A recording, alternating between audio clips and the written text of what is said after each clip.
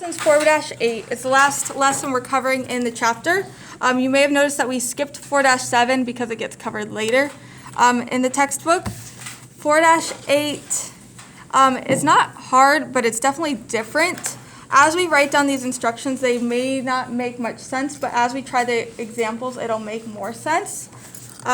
When we get to the examples, they'll look like this. So what we're going to be doing is putting triangles on the coordinate plane and giving them coordinates. And so that's what the steps have to do with. So coordinate proof, by definition, is use figures in the coordinate plane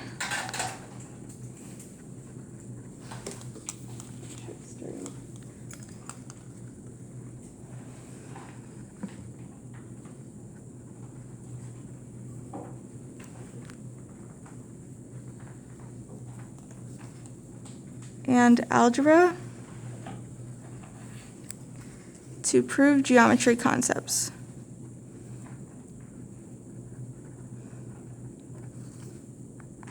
Obviously, that's a very broad concept. Today, we're just going to be looking at like the baseline of this, and then it'll build throughout the following chapters. So, yes, I can. So now we're going to write down steps, and these are just things to think about as we put our triangles on the coordinate plane.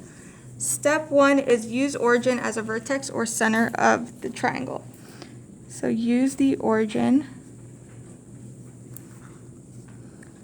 as a vertex or center of a triangle.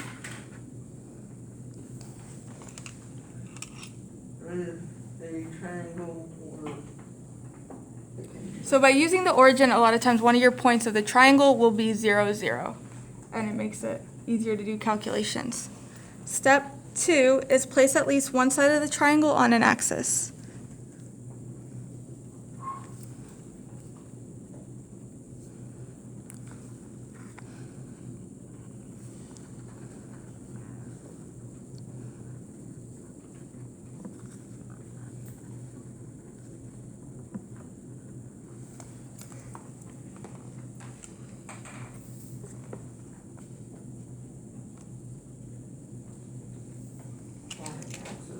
Step 3 is keep the triangle in the first quadrant if possible.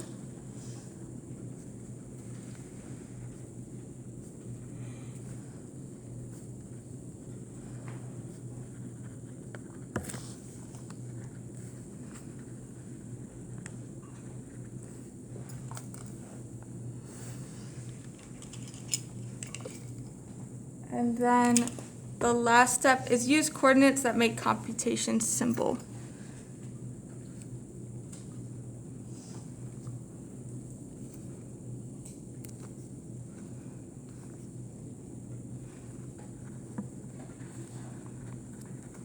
So like by using the origin 0, 0, it would make any computations we have to do a little bit easier. And then once you're done writing that, we'll move over to the workbook 4-8.